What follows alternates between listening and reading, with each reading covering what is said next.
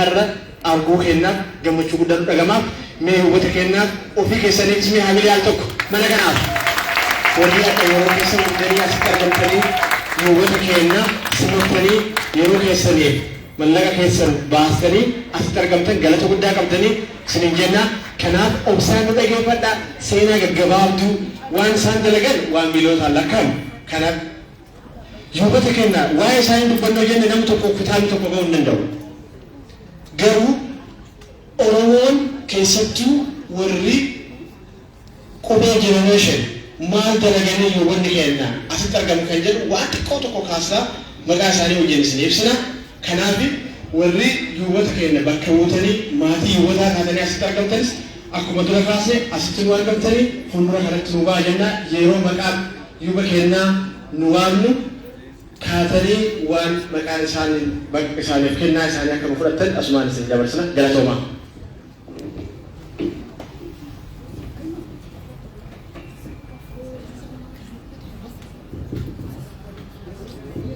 Yeah, absolutely fine.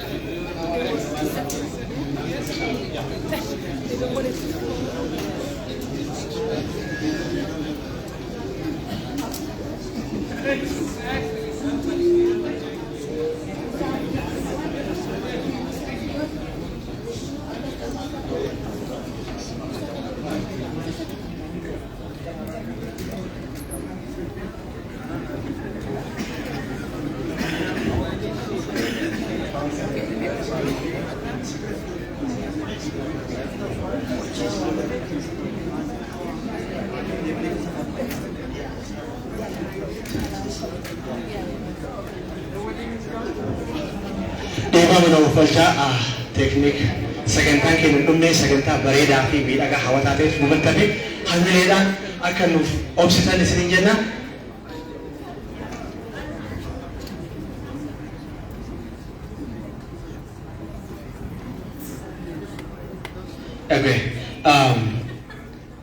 Nan jalqabaa yoon jalqabu egaa akkuma beekamu hubata keenya kan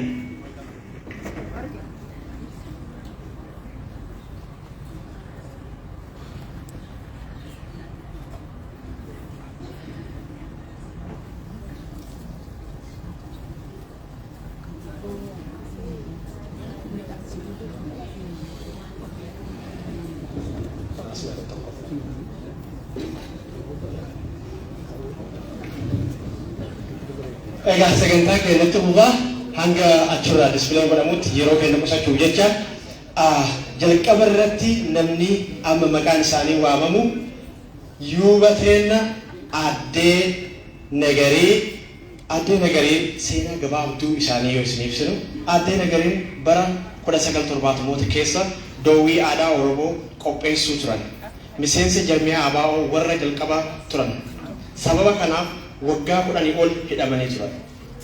Biyya alaa irraa dawaa fi gargaarsa adda addaa walitti qabanii waraanaaf ergaa turan. Qophii dippiloomaasiis gahee guddaa taphataa turan. Addiseen haadha manaa Dr. Taddasaati. Kanaaf sirriitti qabsoon isaan godhan maatii isaanii waliin isaan qofa osoo hin ta'in Addisee kabaja guddaa wajjin gama kanatti akka nu dhufaniitiin badhaasa isaanii akka nu fudhatan asumarraa itti fufna jechuudha.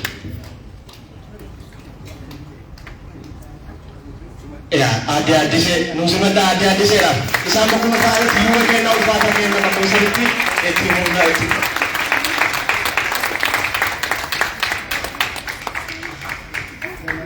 اتيان سودان يوبا كأني كبجمو أبو أبا كلتشا أبو أبا كلتشا يوم بيجي سوبرنا أرسي ترانيتي جرميا أباو ديكازا تران قالت إسافي ولا لو أفان أورمو بريسو كيسنتي كودا بداكم واي إما أورمو صلاة كمالي دبچا تران أبو أبا كلتشا كبجان أنك بدا سنوفلتن سنفير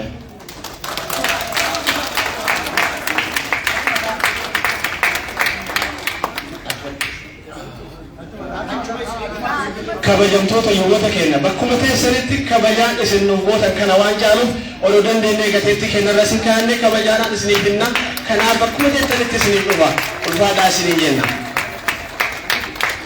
itti aansuudhaan yuuba kenna obbo Abbaa Xiiqoo qabsaa'ota angafaa kanneen akka jeneraal Waaqoo Guutuu Aliyyi Cirrii waliin ta'uun qabsoo Oromoo qarmootti makaman qabsoo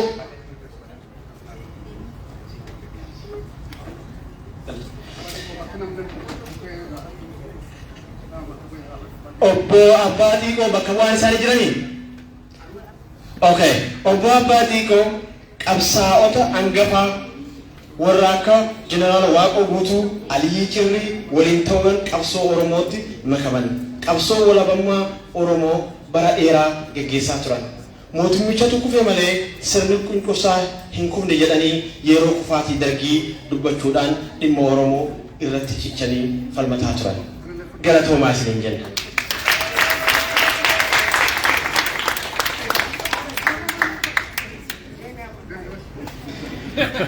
yoomni kenna kaitti aanan obbo Abdallaa Sulee nama qabsoo Oromoo onnee guutuudhaan deeggaraa turanidha dhimma Oromoo fi tokkummaa Oromoo irratti nama fakkeessaa fi sodaa tokko malee dubbatudha haasawa nama kakaasuu fi gootummaa qabu dubbachuun nama beekamudha nama angoof deemu miti nama bilisummaadhaaf deemu haa taanu jedha jecha kanaan beekama waltajjiiwwan garaagaraa irrattis uummata isaaniif dhaamsa dabarsan kanaaf galata qabdanii isiniin jennaan obbo Abdallaa Sulee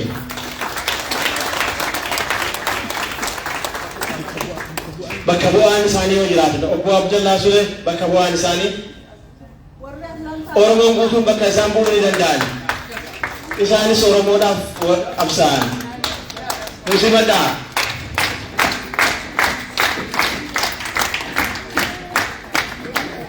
itti aansuudhaan Dr. Addisuu Tolosaa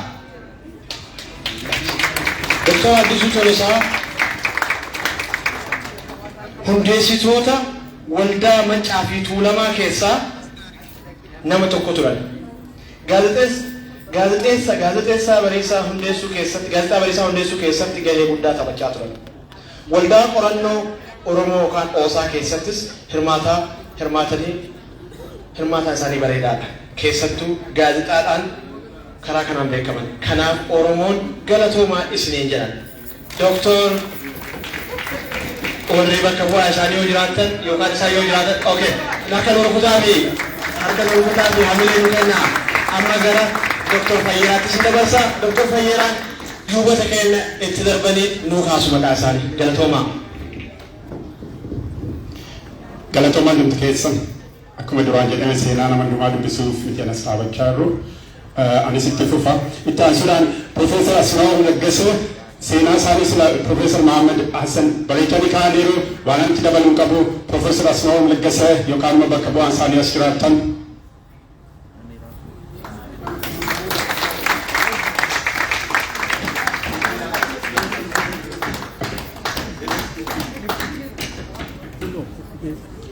itti aansuudhaan obbo Bayyanaa Badhaasoo warri Profeesar Asmaa'u kennaa Profeesar Mahammad Hassanitti nuu kennamaa lafa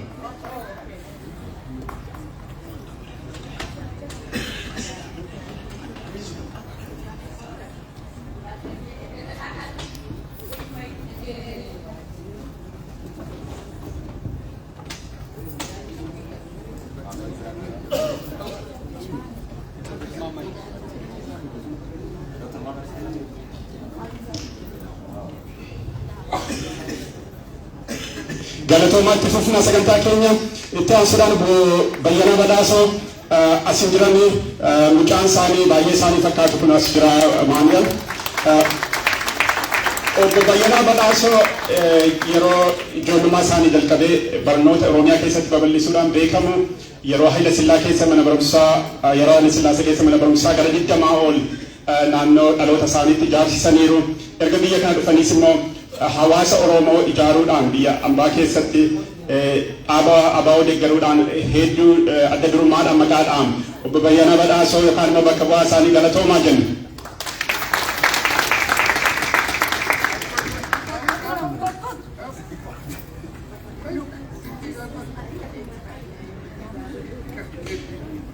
Itti fufna itti aansuudhaan adde qabbalee yookaan immoo Dr. Boonii seenaa isaanii sila Profeesar Mahammed akka gaariitti kaaniiru irra deebi'uun barbaadu galatoomaa waan Oromoo jaallattaniif waan Oromoof gootan hundumaatiif jechuu barbaadu.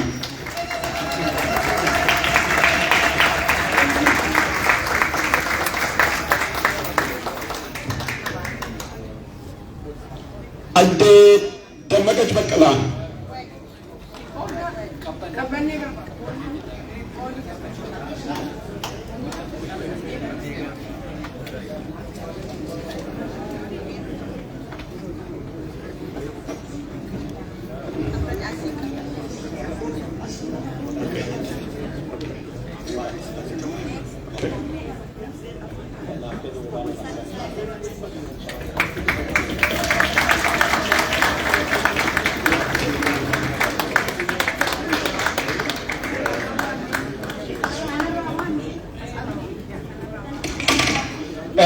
Deefama Kaitiyaanan obbo Abiyyuu Galataati.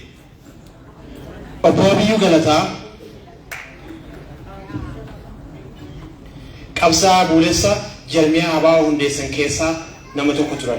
Itti gaafatamaa waajjira jarmiyaa abaa'oo Washington DC'tti hoogganaa turan. Dhimma Oromoo kamiyyuu dubbachuu fi addunyaatti beeksisuu keessatti nama xiiqii qabudha. Dhimma Oromoof jecha waggaa 10 hidhamanii turan. Kitaaba galma afaan Oromoos Oromo Grammar Washington DC 1996 barreessanii jiran. Kanaaf galata guddaa Oromoo irraa qabanii nu galateeffadhaa. Yeroo isaan jira namni bakka bu'aa isaanii obbo Abiyyuu Yuuba obbo Abiyyuu namni bakka bu'aan isaanii yookaan maatii yookaan firoottan warri as jirtan nu fuudhuu hin dandeettan kennaa isaaniif kenname.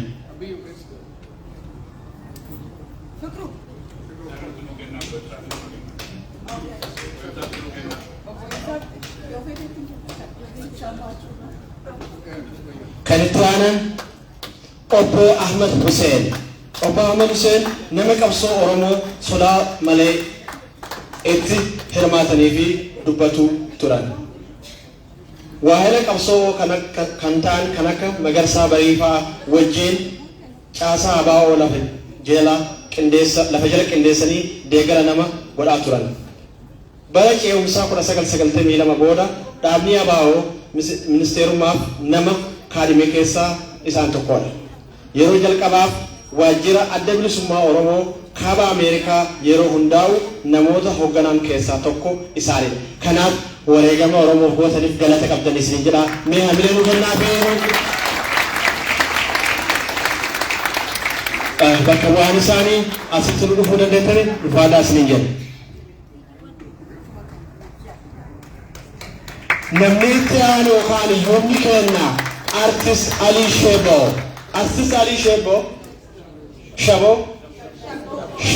ifama Artist Ali Shebo hundeessitoota afaan qalloo keessaa tokko turan. Artistoota Oromoo yeroo jalqabaaf artii Oromoo sirban keessaa nama du'aati. Qabsoo Oromoo keessatti uummanni keenya akka mataa gadi hin qabanneef nama sadi taanee hawwisoo afaan qalloo hundeessine jedhe. Imala jalqabne ana Ismaa'eelii fi Abubakar Muusaa ture. Abubakar hawwisoo keenya keessatti qabsiistuu qaanqee ture. Yaada walaloo kan barreessisus isa ture. Sirboonni hedduun sirba qabsooti afaan ittiin qabsaan Oromoo dubbataa turan. kanaaf galatanuu qabanii artistoonni keenya akka Alii Shebbootii fi isaanii bakka isaan fakkaatan galatoomaa isin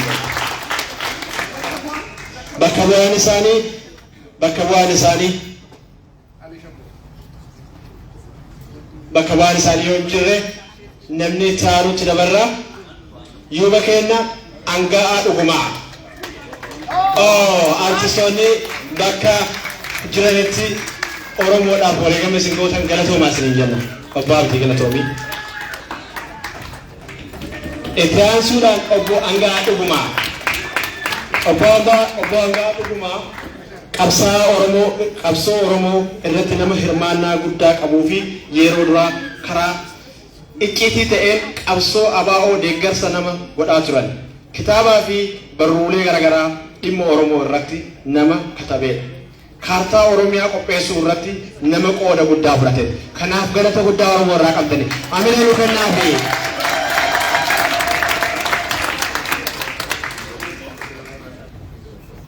Kan itti aanan yuuba luba ashannaa fi waddeessoo. Sirna cunqursaa mootummaa Haayila Sillaasee mormaa nama ture. Barumsa wangeelaa barsiisuun cinatti waa'ee mirgoota dhala namaa keessattuu hacuuccaa uummata Oromoo irra gahaa ture balaaleffachaa turan. Bara 1980 mootummaa Dargiitiin qabamanii kan hidhaman dararaan hedduu irra gahee ture. Yeroo Gibbiitti barsiisuu fedhima isaaniitiin waa'ee Oromummaa barsiisuu keessatti gahee guddaa nama qabanidha. Kanaaf galata guddaa Oromoo irraa qabanii hamilee nu kennaafi.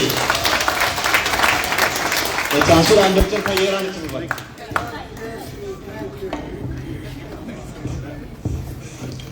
Ittaansuudhaan Adde Dammaqach Baqqalaa qabsooftuu warra jalqabaa ABO hundeesse keessaa tokkodha. Adde Warqee Biltoo wajjin hiriyaa dhiyoo akka ta'an odeeffama.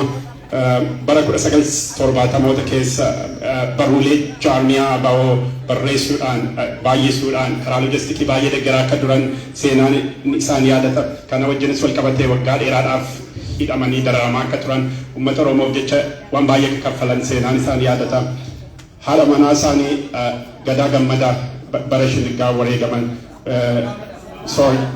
abbaa manaa isaanii deeggaruudhaanis baay'ee beekamoo akka ta'an seenaan isaa yaadata. Adde Dammaqach Baqqalaa asin jiranii bakka bu'aa isaanii galatoomaa.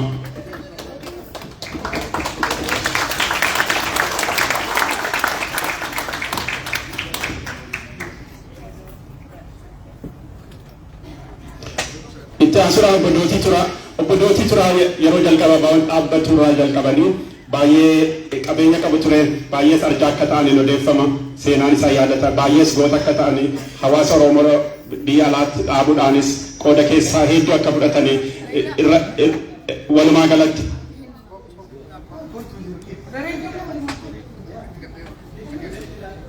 dhiifaminaa godha.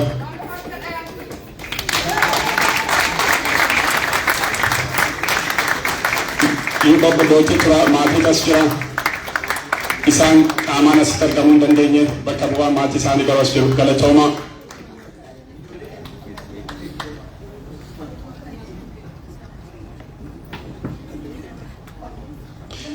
Can you say that on the mark? Please.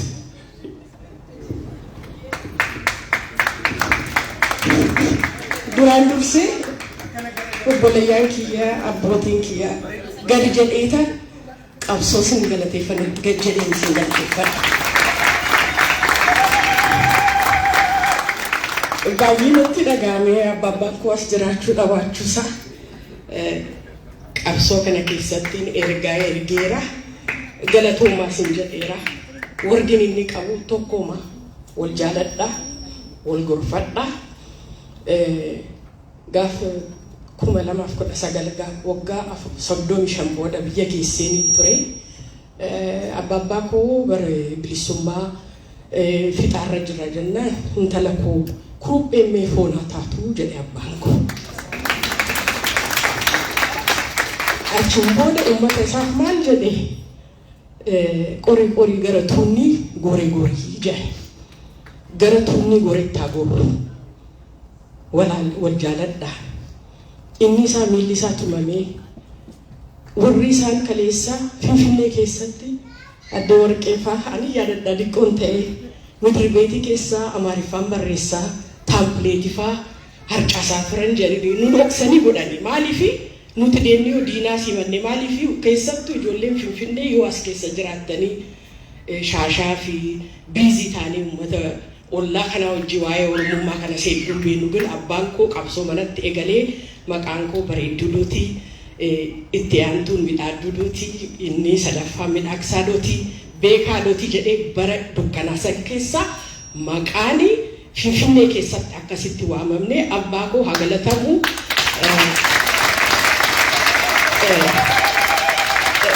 Ana abbaa koo waan jechuudha gooti koo abbaa koo goota koo abbaatu faarfata goota ofii abbaatu faarfata goonni kun naannoon jira qabsoon kun naannoon jira isa funaanamee ummata babbareedaa kanneen ilmoo isaanii ijoollee isaanii waaqayyoon as nu ga'e rabbiin as nu ga'e qabsoon xiqqeetti haftee kun akka ummanni hara galfatu akka ummanni keenya akka boqotu ummanni Wallagga akka boqotu ummanni Harargee akka boqotu dhaamsaan qaaba dhaamsaan dhifamsa afaanis hedduun beeku dhaamsaan nuti akka bareennee jiraannu kun ummanni dhumaa jira jetti qabsoo nuti qabsaanii isaan qabsaanii akka ilmaan Oromoo boqonnaa macarrashaa akka qotee akka baratee akka fuudhee akka ilmatee jiraatu qabsoo isaan galanii akka hara ba'anii fi waaqayyoonis ni kadhanna mootummaa biyya sanis maqaa Oromoo qabatee maqaan keenya xuraa'aa jira arrafamaa jira kanas akka nurraa dhaabatanii uummata irratti akka dhaabsisanii itti himna galatooma. Hedduu galatoomaa ergaa qabduudhaan sagantaa keenyatti fufaa itti aanuudhaan obbo Fiqaaduu waan jiraa kan qaxaleen akkuma maqaa isaanii bara jireenya isaanii guutuu qabsoo Oromoo keessatti nama dabarsanidha. Keessumaa immoo bara 1980 waldaa gargaarsa Oromoo biyya Sudaan keessatti dhaabanii faawundiin pirezidaantii akka turan seenaan isaa yaadata. Qabsoo Oromoo keessatti akkuma duraan jedhe bara isaanii guutuu kan dabarsan goota dhaayyuubadha. Galatoomaa qaxalee.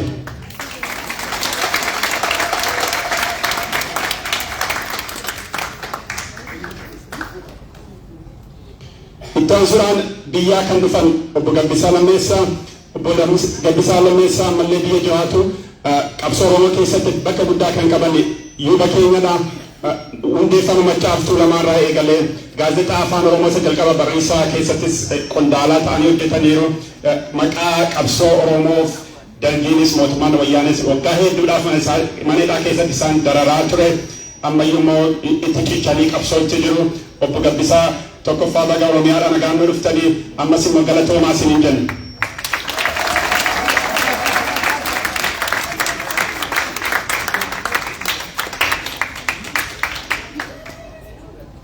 Galatooma Dr. Gammachuu Magarsaa sababii transportationidhaaf sa'aatiidhaan galuu hin dandeenye karaa akka isaan jiran beekna. Dr. Gammachuu nama baay'ee beekaa ijoollummaa isaanii kaanii walaloo barreessuu yookaan immoo jechootaan waa ibsuu kennaa akkasii qabu. Yeroo dargaggummaa isaaniidhaa jalqabee wanna Oromoo wajjin wal qabatu qindeessuu dhaan beekamu akkasumas immoo sirna gadaaf seenaa Oromoo qoratanii waan baay'ee maxxansaniiru. Dr. Gammachuu namni hin beekne hin jiru waa'ee Oromoo baree Dr. Gammachuu bakkuma jirtanitti galatoomaa jenna. Bakka bu'aan isaanii yoo jiraate kennaa nuu fuudhuu dandeessu.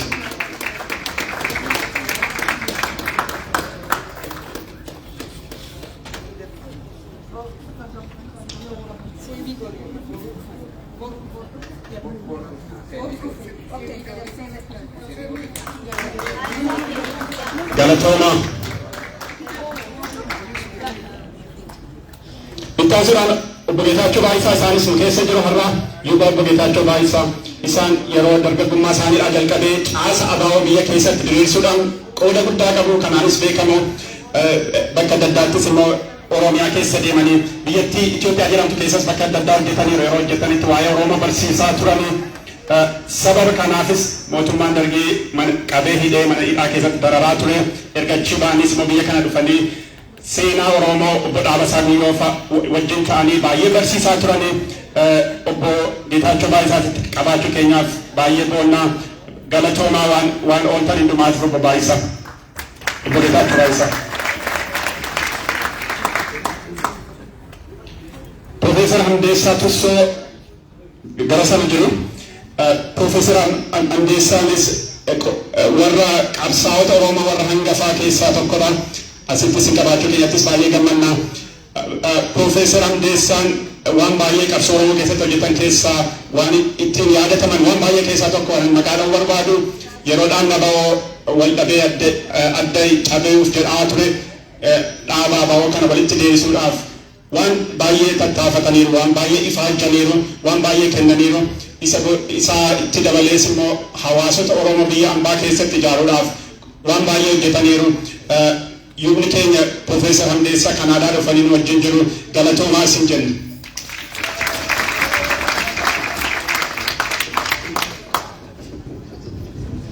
Galatoomaa Dr. Falleera. Amma itti dhufa hamileen baay'ee nu barbaachisa. Kan isaan nu kafalan beekanaa wali lubbuu isaanii qabeenya isaanii jireenya isaanii nu gatii nu kafalan jiru. Kanaaf harka kennaan guyyaa guutuu isaanii dhoofne itti xiqqaata malee ittiin baay'atu. Kanaaf galatoomaa isinis samilee leessanii. Kan itti aanu yuuba keenya kan jaalannu obbo Ibsaa Guutamaa.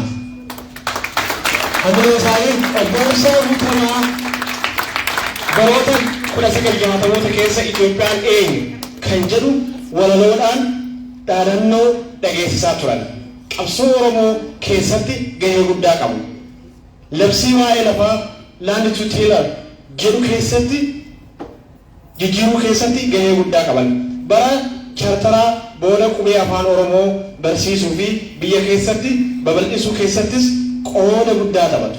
Kanaaf wanti isaan hojjetan waan hedduudha. Takka lama jennee dubbisuu dandeenyu kitaabni nu ga'u. Kanaaf Oromoodhaaf galata guddaa ooltanii galata qabdanii nu jiraadhaa bara baraaf nu jiraadhaa isin jenna. Hamilee nu kennaa fi obbo Ibsaa Guutamaa.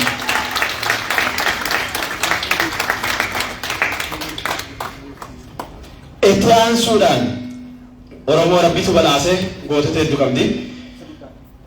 Goota keenya obbo Jailuu Abubakar Damboobaa. Obbo Jailuu Abubakar Damboobaa nama qabsoo Oromoo keessatti yeroo dheeraaf qooda fudhatanidha. Hundeeffama Maccaa fi Tuulamaa keessatti nama gahee qabudha. Waldaa gargaarsa Oromoo warra hundeesse keessaa isaan tokkodha. Dhimma Oromoo deeggaruu fi dubbachuu irratti qabsaa'aa yeroo dheeraa fudhatan. Kanaaf kan isaan hojjetan hedduudha. Keessaa maqaa kaasnee waan dhoofneef galatoomaa isiniin jenna. Oromoon isin galateeffata. Obbo Jailuu hamilee wajjin nu simadhaa.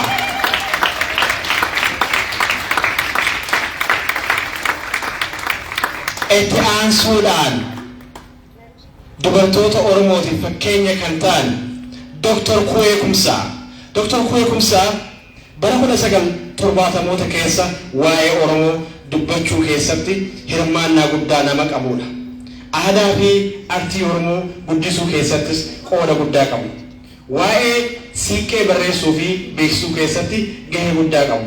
Mirgoota namumaa fi keessumattuu mirga dubartootaaf hedduu falmataa turan. Kanaaf Oromoo irraa galata guddaa qaban. Galatoomaa isiniin jenna Dr. Kuwee Kumsaa. Hamilee nu kennaa fi yoo isaanii jiraanne namni bakka bu'aa isaanii bakka bu'aa isaanii nu furuu dandeettanii ulfaadhaa isiniin jenna. Bakka bu'aan jiranii? Okay, galatoomaa. Itti aansuudhaan luba obbo Lubee Birruu. Luba obbo Lubee Birruu waldaa Maccaa fi Tuulamaa namoota ijaaran keessaa tokkodha. Waldaa barattoota Oromoo USA keessatti dhaaban keessaa nama tokko turan. Aadaa fi artii Oromoo jabeessuu keessatti qooda olaanaa nama qabudha. Sirboota qabsoo Oromoo jalqaba weeddisuu fi kaka'umsa uumuu keessatti nama hangafa turan. Kanaaf Oromoodhaaf karaa adda addaatiin gootonni keenya gumaacha guddaa kennanii fi galata qabdanii isiniin jenna. Hamilee nu kennaa fi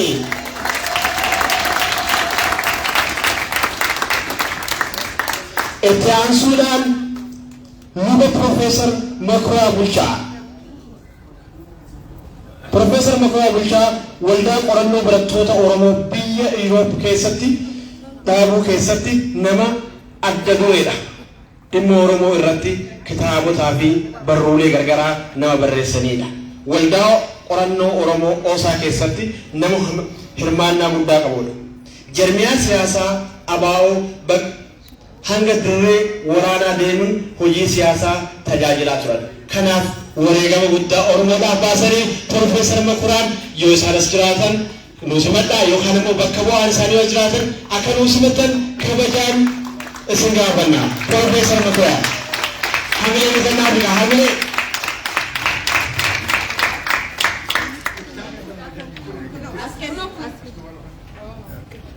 Galatoomaa Etiaan Suudaan Obbo Maammaa Argoo hamilee keessan Obbo Maammaa Argoo yeroo biyya turetti ijaarsa manneen barnootaa fi manneen yaalaa babal'isuu keessatti nama qooda guddaa fudhatanidha.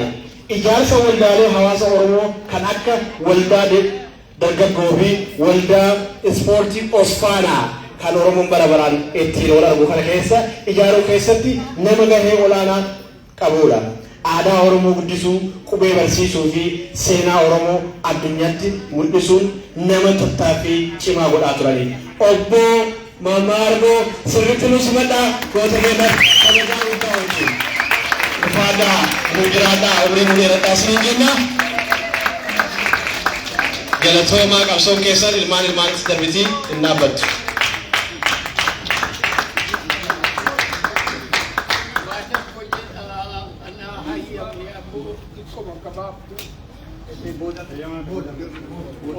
Isiniif kenna waan jechuu barbaadan carraan itti fufa kuma rakkoon hin jiru. Itti aanuudhaan hayyuu keenya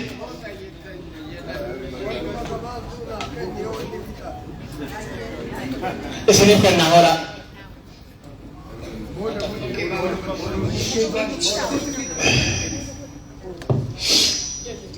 Wanti an jechuu fedhu gabaabduu waan kana godhuu keessanii fi guddiseetti isin galateeffadha. Oromoon rakkoo bal'aa keessa dhuftee as geettee jirti ammallee itti jirti.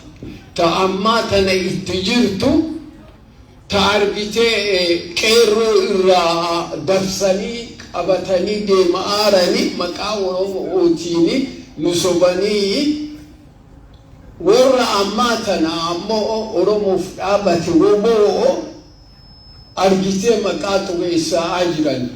Kana hin abaara isinillee abaara. Waan biraata isiniin jedhu ispoortii warra ijaare kana keessaa namni hedduu na biraa wareegamee jira. Ani nama tokkocha callaa arge bara dheengaddaa gaafa asitti taphni taphatamu. Kanaaf ispoortiin tuniin qorichaa ijoollee Oromoo oota biyya alaati wal barsiisaatti wal fuusisaatti achi wal fuudhaatti ijoollee. Kanaaf yoo kana itti fuufaniin kunillee itti dabalamaa Oromoon bilisummaa fi karaa badhaa qabdi isiniin jedhaa galatoomaa waan Uffata bu'aa uummata Oromootiin bultan Oromoon galata guddaa isiniif galchaa Obbo Maammaa. Itti aansuudhaan luba keenya hayyuu keenya Profeesar Muhammad Hassan. Profeesar Muhammad Hassan akkuma beekanii warraaqsa bara 1974 keessatti qabsoo Oromoo deeggarsa nama godhaa turanidha. Waldaa qorannoo Oromoo barattoota Yuurooppii keessatti hirmaannaa garaagaraa gochaa nama turanidha. Waldaalee qorannoo Oromoo yookaan Oosaa bara 1980 namoota hundeessan keessaa isaan tokko turan. Seenaa Oromoo dhokatee lafaa kaasuun baroota hedduu ijaaf ifa ta'aa turan. Kitaabolee hedduus seenaa Oromootiin barreessaa turan. Profeesar nama kitaaba lubbuu qabu kan lafarra jiru Oromoo qabu keessaa nama tokko. Kanaaf Profeesara keenya sirriitti nu galateeffadhaa nu jiraadhaa isiniin kenna. Hamilee nu kennaafi.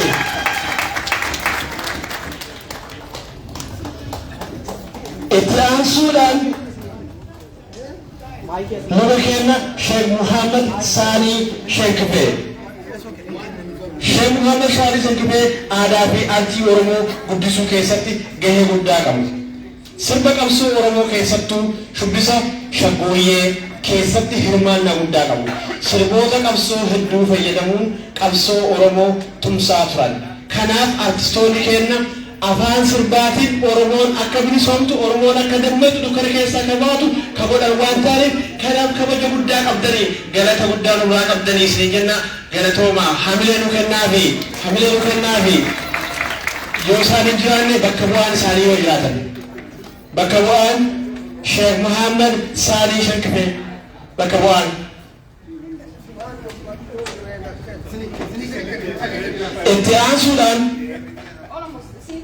itti aansuudhaan obbo Nagarii Fayyisaa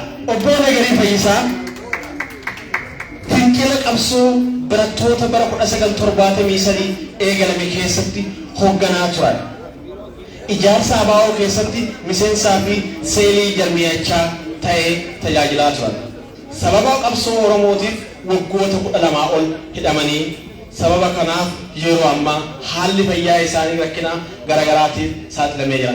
Kanaaf wareegama isaan nu godhaniif keessa keenyatti nutti dhagahama galatoomaa ulfaadhaa umrii nu dheeradhaa jedhanii hamilee nu kennaafi kanaafuu isaan hin jiraanne namni bakka bu'aan isaanii itti nu dhiyaatuu danda'anii itti aansuudhaan Sheikh Qasim Idris Aliyu yeroo elmoo qilxuu faa qabsaayaa turan nama qabsootti dabalamee yeroo dheeraaf qabsoo uummata Oromoo keessa turedha. Bara 1974 hanga 1979 qabsoo hidhannoo irraa nama qooda fudhatanidha. Bara 1979 hanga 1988tti sababa qabsoof biyya baqatee Somaaliyaa fi Saawudii ture. Bara 1988 hanga 2011tti sababuma baqataniin biyya Keeniyaa jiraatan. Kanaaf Oromoon keenya sabni keenya gootawwan keenya saba kanaaf jecha biyya isaaniitiin qe'ee abbaa isaaniitiin baqatanii qabsoo keessatti wareegama kafalaniif isaan keessaa nama tokko isaan ta'uudha. Kanaaf hamilee nu kennaa fi galatoomaa isin jenna hamilee keessan.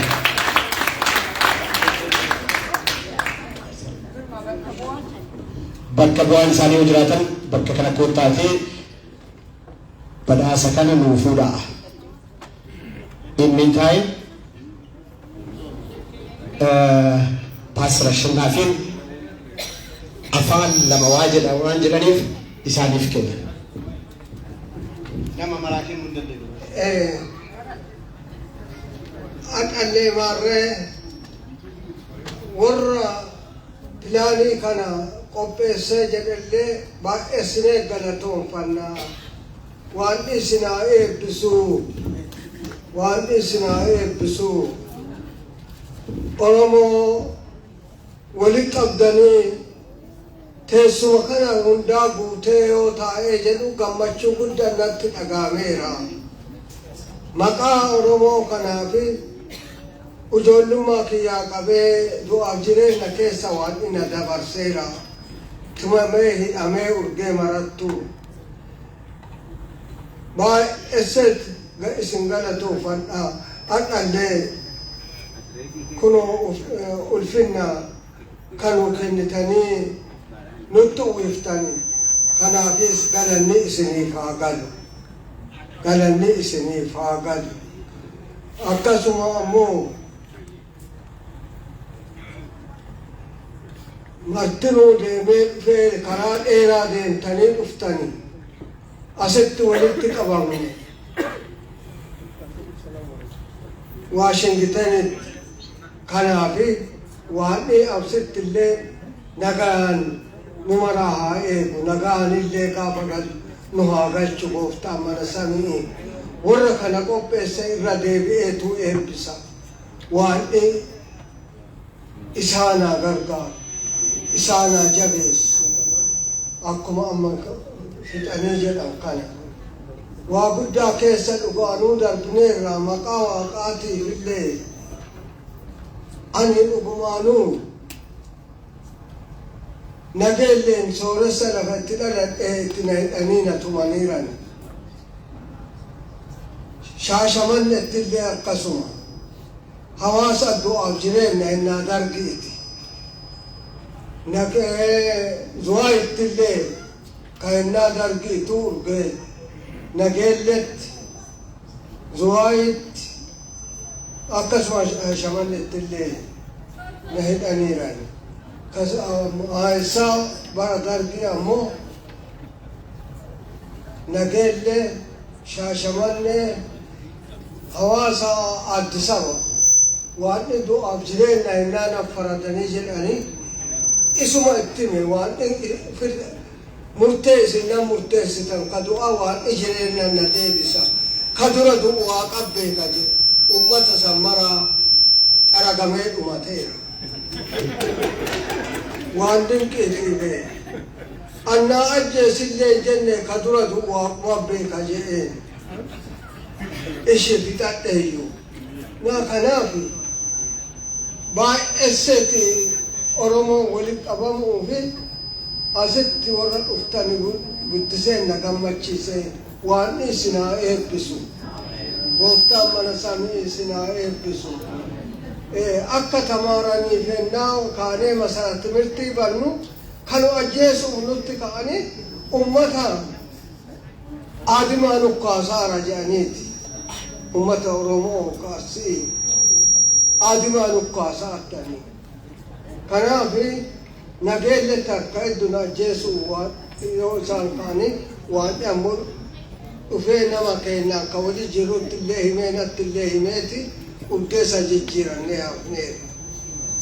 Naa kanaafi galanni waaqaaf haa galu. Uduu as dhufuu dhabaate kennaa shanii natti erganiira na ajjeesu namni na kassaseera. Maal jedhee Zuwaayin nageellee Shaashamannee Siraaroo ka isinirraa cufe Tigree irraa ka isinirraa cufe Paastar Ashannaa biyyaniiti na kassasaniira.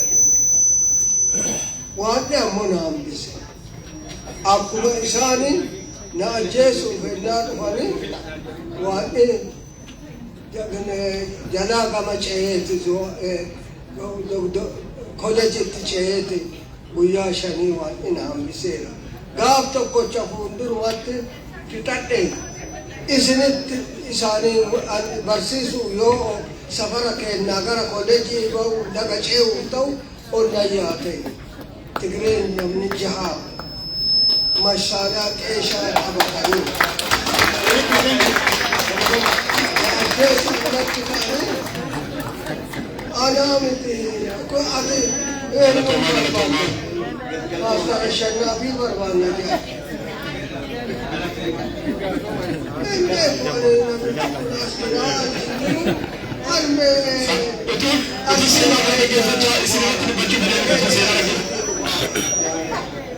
Imamee hospitaala deemaa isanii laga ce'ee guyyaa shanii achi kanaaf waanti isin eebbisu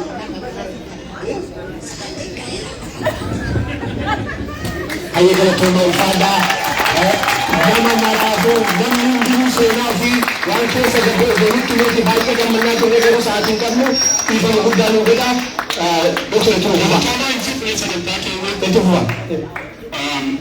Seenaa guutuu luboota keenya 40 barbaadan barruulee maxxanfamee jira. Barruuleen namoota kana bitachuu dandeessu.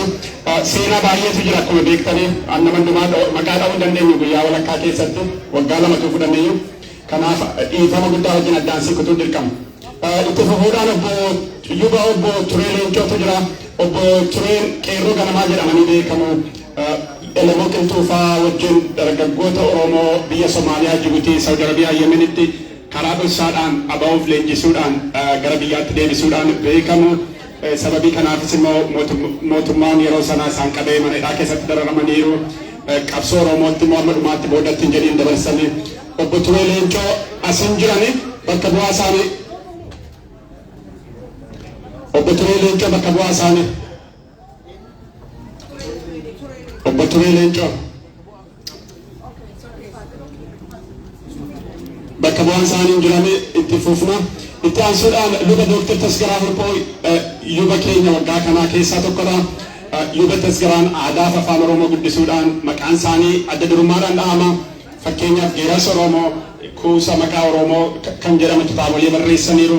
Macaafni qulqulluunis immoo qubee afaan Oromoodhaan qubee saabaadhaan tun ta'e qubee afaan Oromoodhaan akka barreeffamuudhaaf ifaajjii waggaa dheeraa godhaniiru successfully. Luba Tasgaraanas gidduu keenyatti argamuu hin dandeenye garuu galatoomaa jechuu ni barbaanna. Bakka bu'aan isaanii yoo jiraattan Luba Tasgaraa Hirphoo.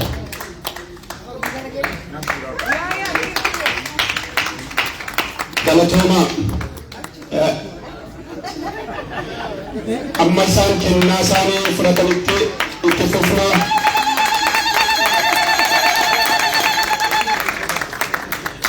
Dr. Trevor Truman ammas irra deebi'uun sila Profeesar Mahammad Hassan bareechanii seenaa isaanii gumaacha isaanii kaa'aniiru. Galatoomaa jechuun hin barbaada. Bakka bu'aa yoo qabu ta'e isaan keessa waan hin jirreef Dr. Trevor bakka bu'aa Profeesar Mahammad Hassan itti nuu kenna maalo.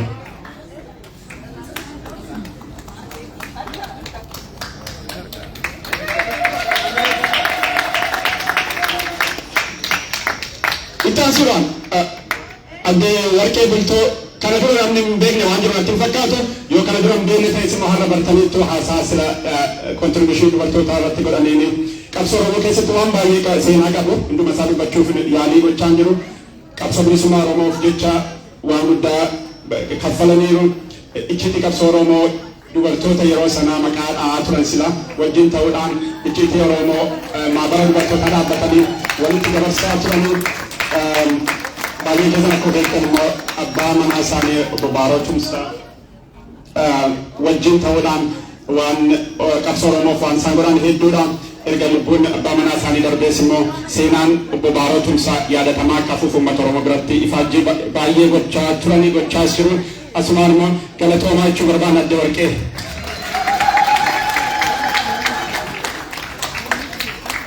Obbo Waldee Hundees nu gidduu jiru galatoomaa obbo Waldee. Obbo Waldeen qabsoo Oromoo keessatti qooda guddaa warra qaban keessaa tokkodha. Gootummaa isaaniidhaan baay'ee beekamu. Obbo Waldeen waa'ee seenaa isaanii yeroo qorannu namoonni nutti himanii goota warraa hin deebine wanna qabatanii irraa kan hin deebine jedhanii nutti himaa turanii. Jaarmiyaa Abaawos immoo kaayyoon isaa biyya keessatti akka babal'atuu fi waan hedduu hojjetaniiru. Sababii kanaafis immoo qabamanii hidhamanii dararamaa turanii amma biyya alaa akka jiraatan dhageenye obbo Waldeen galatoomaa isin jechuu barbaada.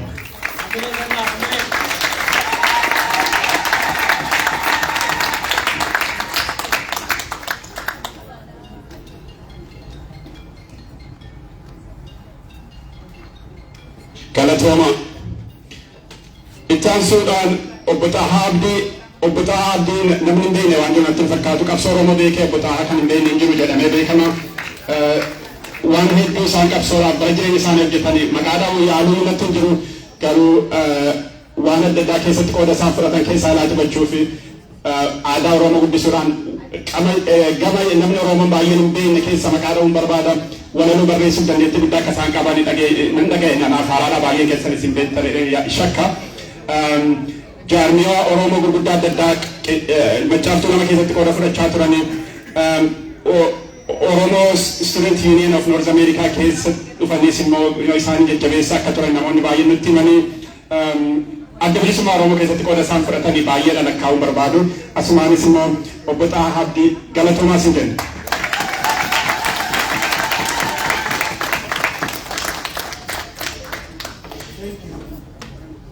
Sheek Talileessaa Qumbee waraana bilisummaa keessatti nama yeroo dheeraadhaaf hojjetaa qondaala turanidha. Yeroo chaartiraattis immoo itti gaafatamaa fudhatanii qabsoo Oromoo irratti hirmaannaa guddaa godhaniiru.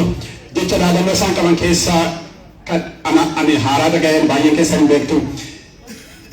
Kan muratetu qabsaa'ee bilisummaa argachuu danda'a malee qabsoon karaa nagaa dhufti hin jirtu jedhanii dhaadannoo isaanii kanaan beekamu kutannoo isaan amantii qabsoo hidhannoo irratti qabaniin. Sheek Talileessaan nu gidduu hin jirani bakka bu'aan isaanii yoo jiraattan maala. obbo Girmaan Asmaan ittiin nu ga'u. Minnesotaan dhumaa bakka bu'a. Itti aansuudhaan Dooktar Xiraa'uun Gamtaa abbaa qubee afaan Oromoo jedhamuu danda'u jedhamee hamatama. Keessumaa kitaaba isaan Oromoo English Dictionary bara 1980 barreessanii maxxansiisan. Qubeen afaan Oromoodhaan barreessuun akka tarkaanfii guddaa gara fuulduraatti fudhatu qooda guddaa fudhataniiru. Waan baay'ee isaan godhan keessaa kanuma haayilaayitii gochuun barbaada har'aa fi waldaa qorannoo Oromoo keessattis immoo qooda guddaa akka fudhatan dhageenyeerra. Obbo Xiraa'uun Gamtaa asiin jirani.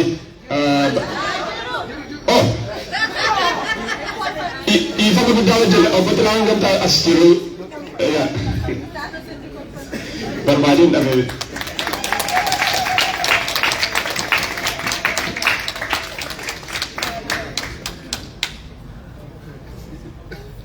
Jeneraal Xuulaa Duubee amma nu gidduun jiranii isaan jiranii dhugumadha dogoggoree miti. Gara biyyaa deemanii akka jiran dhageenye. Qondaala olaanaa ABO turanii adda bilisummaa Oromoo. Kutannoo isaanii waraana keessatti guddaa qabanii fi Oromiyaa adda addaa keessa deemanii akka waraana hoogganaa turan dhageenye. Fira biratti abdii guddaa fi diina biratti yaadda guddaa akka isaan ta'an gootummaan isaanii. Jeneraal Xuulaa Duubee bakka bu'aan isaanii yookaan immoo bakka yoo jiraate.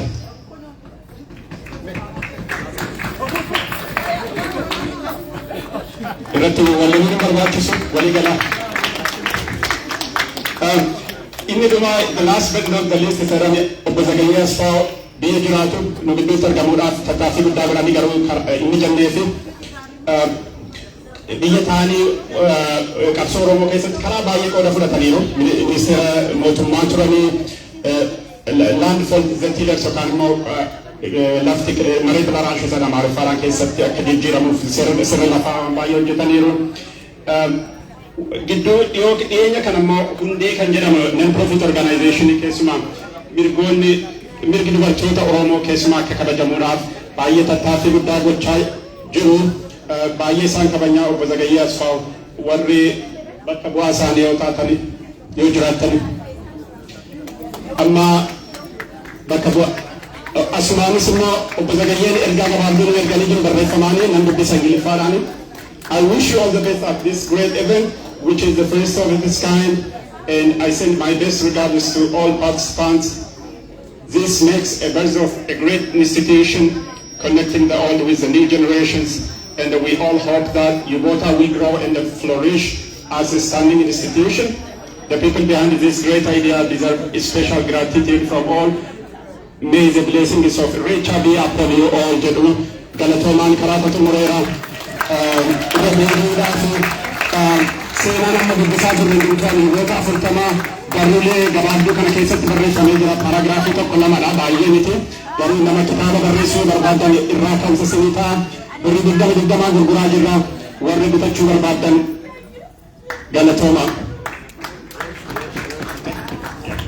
galatoomaa isinii jedha. Sagantaan hin dhumne mee asumaan namni gargaaruu dandeettan Sheekh Qaasim